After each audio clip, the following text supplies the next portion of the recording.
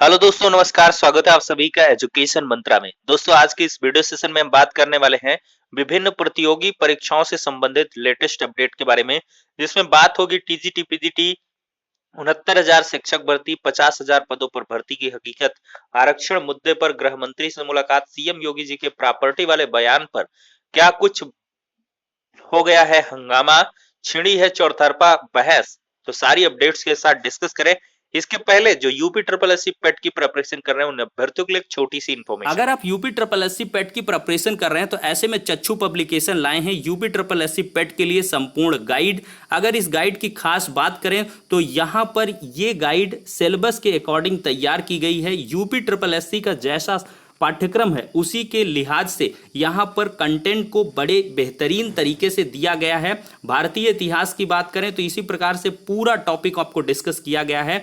इसके बाद हर एक टॉपिक से आने वाले महत्वपूर्ण फैक्ट्स को यहाँ पर लिखा गया है, समझाया गया है और इसके बाद से आपको यहाँ पर सैकड़ों हजारों की संख्या पे यहाँ पर स्मरणीय तथ्य भी आपको देखने के लिए मिलेंगे। आप लोग स्मरणीय तथ्यों को दोस्तों यहाँ पर देख सकते हैं। ये यहाँ पर स्टार्ट हो गया। अब स्मरणीय तथ्य ही तथ्य यहाँ पर दिए गए हैं और इसके बाद से इतना ही नहीं, यहाँ पर परीक्षा उपयोगी एमसीक्यू क्वेश्चन भी दिए गए हैं और इनकी प्रॉपर एक्सप्लेनेशन भी दी गई है।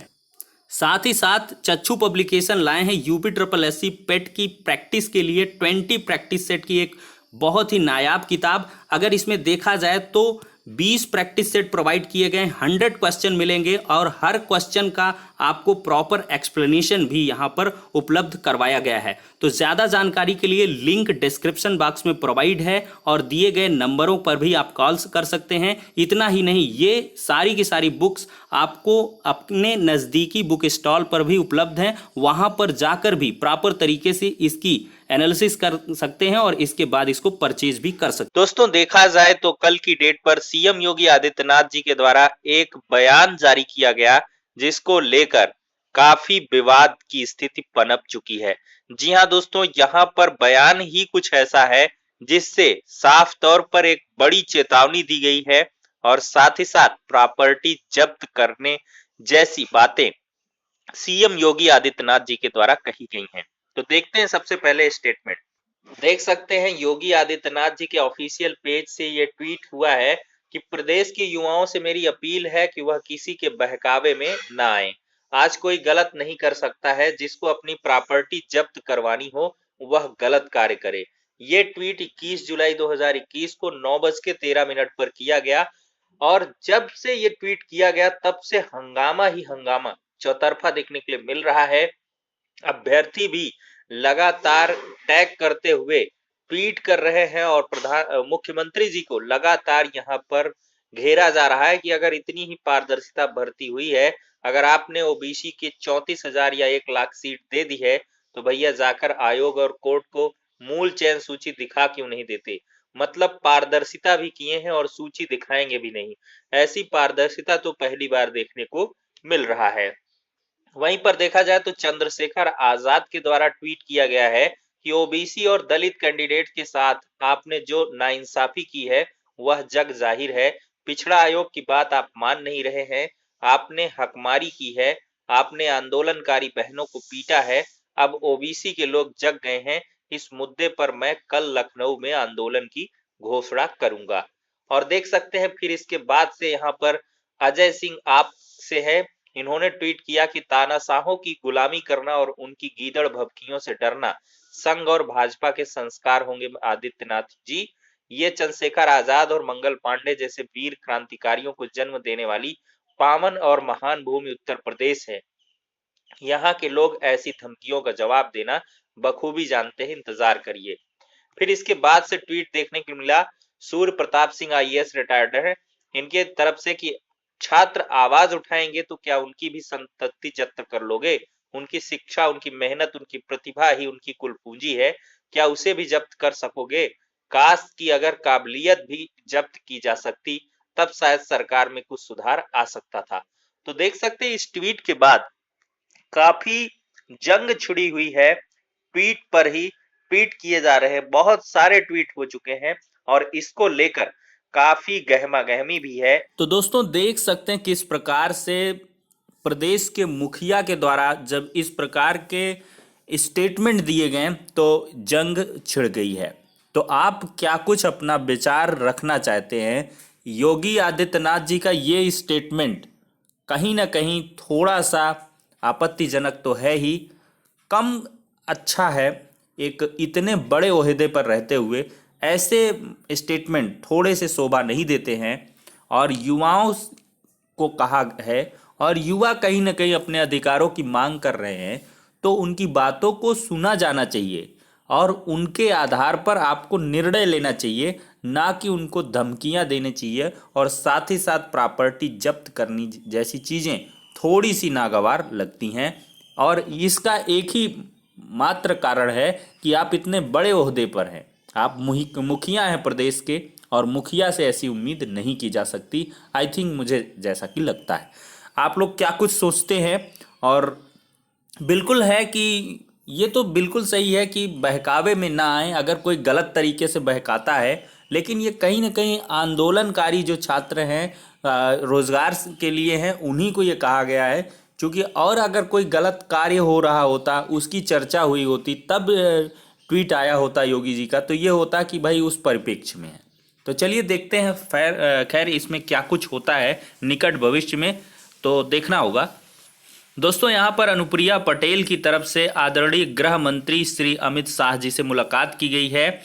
और यहाँ पर उत्तर प्रदेश में 69,000 शिक्षकों की भर्ती मामले में आरक्षण नियमों का पूर्ण पालन न होने और नीट में ओबीसी आरक्षण नीति लागू न होने पर छाई निराशा से उन्हें अवगत कराया गया है तथा इन मामलों में आरक्षित वर्ग को न्याय दिलाने के लिए जल्द उचित कदम उठाने की पुनः मांग की है। माननीय गृह मंत्री ने इन विषयों से जुड़े सभी पहलुओं को ध्यान से सुना और जल्द सकारात्मक निर्णय का भरोसा दिलाया है। उम्मीद ही नहीं, पूरा विश्वास है कि सामाजिक न्याय के प्रति हमेशा संवेदनशीलता दिखाने वाले माननीय प्रधानमंत्री जी श्री नरेंद्र मोदी जी और माननीय गृह मंत्री जी दोनों मामलों में इस सकारात्मक पहल से पूर्व की भांति वंचितों शोषितों की उम्मीदों को पूरा करेंगे। अब देखते हैं, गृह मंत्री जी से मुलाकात हुई है, अब ये पीएम तक मामला पहुंच चुका है सीएम से गुजरते हुए।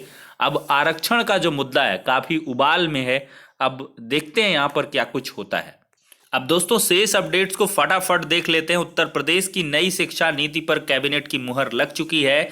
कैबिनेट ने बुधवार को प्रदेश सरकार की जनसंख्या नीति को मंजूरी दे दी है। बीती 11 जुलाई को विश्व जनसंख्या दिवस के अवसर पर मुख्यमंत्री योगी आदित्यनाथ ने इस नीति का लोकार्पण किया था। वहीं पर 50,000 युवाओं को दिसंबर तक सरकारी नौकरी देंगे, ऐसा योगी जी का कहना है। यूपी में मिशन रोजगार के तहत मुख्यमंत्री योगी आदित्यनाथ ने बुधवार को उत्तर प्रदेश लोक सेवा आयोग से चयनित 130 आबकारी निरीक्षकों को नियुक्ति पत्र वितरित किए। नवनियुक्त आबकारी निरीक्षकों को बधाई देते हुए सीएम ने कहा कि लोक सेवा आयोग ने ईमानदारी और पारदर्शिता से चयन किया है। आपको किसी भी स्तर पर किसी सिफारिश की जरूरत नहीं पड़ी होगी। आप सभी की कार्य पद्धति, आचरण और व्यवहार अच्छा रहे, यही अपेक्षा है। इस मौके पर उन्होंने कहा कि दिसंबर तक 50,000 और नौजवानों को सरकारी नौकरी मिलेगी। तो दोस्तों, इस स्टेटमेंट के कई सारे मायने निकाले जा रहे हैं, लेकिन एक बात तो तय है, मैं खुश हूं कि दिसंबर तक 50,000 युवाओं को जॉब तो मिलेगी। 50,000 पदों पर विज्ञापन तो आएगा, वो चाहे बेसिक शिक्षा विभाग हो, चाहे वो अधीनस्थ का हो, चाहे वो टीजीटी पीजीटी हो। खैर, बहुत सारी ऑनगोइंग जो प्रोसेस है उन पर तो ये स्टेटमेंट 100% नहीं है। कहीं ना कहीं ये इशारा नई प्राथमिक शिक्षक भर्ती का भी है, लेकिन छात्र मानने के लिए तैयार नहीं है। तो जो ऑप्टिमिस्टिक हैं वो मान लें और तैयारी करें, और जो पेसिमिस्टिक हैं वो नहीं मान रहे हैं तो फिर घर में बैठ के फ्रस्ट्रेशन ना निकालें। इसके लिए आप जाएं, अनुनय विनय करें और जो हथकंडे अपना सकते हैं आप अपनाएं। तो भाई क्या करेंगे, लेकिन हाथ पे हाथ धरे बैठा नहीं जा सकता है। या तो पढ़ाई करिए या तो संघर्ष करिए। अब देखिए, मुख्यमंत्री जी ने कहा है कि 4 साल पहले शुचिता और ईमानदारी का अभाव था। पहले भाई भतीजावाद, क्षेत्रवाद, जातिवाद प्रभावी था। इन बाधाओं को दूर किया है। यूपी के सभी भर्ती आयोगों को संदेश दिया है कि हर किसी भर्ती में पारदर्शिता होनी चाहिए। योगी जी ने कहा कि पिछले 4.5 साल में 4 लाख से ज्यादा युवाओं को पारदर्शिता के साथ नौकरियां दी गई हैं। सरकार की भर्ती प्रक्रिया पर कोई अंगुली नहीं उठा सकता है। मुख्यमंत्री योगी आदित्यनाथ ने कहा कि पहले नियुक्ति निकलने पर कुछ लोगों की अपनी प्रक्रिया शुरू हो जाती थी। सरकार ने बड़े पैमाने पर भ्रष्टाचारियों को जेल में डाला, संपत्ति जब्त की है और उन्होंने कहा प्रदेश के युवा किसी के बहकावे में न आए। अब जिसको अपनी प्रॉपर्टी जब्त करानी है वही गलत कार्य करेगा। तो दोस्तों यहाँ पर ये इस परिप्रेक्ष्य में कहना तो सही है, लेकिन ट्वीट करके और उसके प्रकरण को स्पष्ट ना करना कहीं ना कहीं यहाँ पर थोड़ा सा इसके दोहरे मापदंड निकलते हैं। यहाँ से इस समाचार पत्र में अगर देखा जाए तो यहाँ पर कहा गया है कि पहले नियुक्ति निकलने पर कुछ लोगों को अपनी प्रक्रिया, तो यहाँ पर भ्रष्टाचार के खिलाफ योगी जी ने कहा अगर ऐसा कहा है तो 100% मैं इनके समर्थन में हूँ कि बहकावे में नहीं आना चाहिए। मान लिया कोई जालसाज है, फर्जीवाड़ा कर रहा है, आपको पैसे रुपए दे करके झांसा दे रहा है, अगर उसके बहकावे में आप आ रहे हैं तो अवश्य ही आप अपनी प्रॉपर्टी जब्त करवाने के लिए तैयार रहिए। और बिल्कुल ऐसा होना चाहिए, पूरी प्रॉपर्टी जब्त करनी चाहिए। जो यहाँ पर फर्जीवाड़ा करे, चयन प्रक्रियाओं में जो भी बाधा डाले तो उसकी बिल्कुल प्रॉपर्टी जब्त करिए। लेकिन कहीं ना कहीं इसका अलग से ट्वीट करने की वजह से यहाँ पर काफ़ी जंग छिड़ गई कि सीएम जी ने युवाओं को धमकी दे दी कि जो आंदोलनरत है, हालांकि उसमें कुछ ऐसा मेंशन नहीं है, लेकिन ये यहाँ पर योगी जी को स्पष्ट करना चाहिए था। अगर ये पूरा स्टेटमेंट दे दिए होते कि नियुक्ति प्रक्रिया निकलने पर कुछ लोग अपनी प्रक्रिया शुरू कर देते हैं, तो सरकार ने बड़े पैमाने पर भ्रष्टाचारियों को जेल में डाला है, संपत्ति जब्त की है और प्रदेश के युवा किसी के बहकावे में ना आए, तो दूध का दूध पानी का पानी था, इसमें कोई दिक्कत नहीं थी। लेकिन अब सीएम जी खुद ही जाने, भाई ट्वीट है उनका और ये समाचार पत्र है, दोनों में काफ़ी अंतर होता है। तो देखते हैं क्या कुछ है। वहीं पर देखा जाए तो टीजीटी 2016 का रिजल्ट की तैयारी है। 1014 पदों के सामाजिक विज्ञान विषय की टीजीटी 2016 की परीक्षा 8 मार्च 2019 को घोषित हुई, लेकिन परिणाम घोषित करने में देरी हुई। साक्षात्कार की प्रक्रिया शुरू हुई, 2 जुलाई 2021 तक चली। अब यहाँ पर जो है जल्द ही रिजल्ट आ जाएगा। नवल किशोर जी ने बताया है कि परिणाम इसी महीने जारी करने की तैयारी तेजी से चल रही है। वहीं कला विषय के चयनितों की काउंसलिंग भी जल्द होगी। शिक्षा निदेशालय ने तैयारी शुरू कर दी है। जांच के बाद शिक्षा निदेशालय को भेज दी गई हैं फाइलें। और असिस्टेंट प्रोफेसर भर्ती पर फिर सवाल खड़े हो चुके हैं। अनारक्षित वर्ग में पीजी में 55% से कम अंक वालों का चयन किया गया है। भर्ती में आवेदनों की संख्या 95,000 बताई जा रही है। वहीं पर देखा जाए तो तीसरे चरण के खाली रह गए पदों पर यहां पर चौथी काउंसलिंग की मांग की गई है और बताया जा रहा है कि 600 से अधिक सीट पे अनुपस्थित रहे हैं छात्र, तो ऐसे में काउंसलिंग करा के रिक्त सीटों को भरा जाना चाहिए। वहीं पर देखा जाए दोस्तों तो कार्यालय जिला बेसिक शिक्षा अधिकारी मथुरा की तरफ से विज्ञप्ति जारी हो गई है। नियुक्ति पत्र वितरण कार्यक्रम 23 तारीख को और स्थल लिखा गया है उत्तर प्रदेश पंडित दीनदयाल उपाध्याय पशु चिकित्सालय विज्ञान विश्वविद्यालय एवं गौ अनुसंधान संस्थान मथुरा के किसान भवन सभागार में 11 बजे। मान्य फोटो पहचान पत्र, आधार कार्ड, पैन कार्ड, ऑनलाइन आवेदन की प्रति के साथ स्वयं उपस्थित होना सुनिश्चित करें। कोविड-19 के नियमों का पालन करेंगे। राजेश कुमार सिंह जिला बेसिक शिक्षा अधिकारी बताते हैं।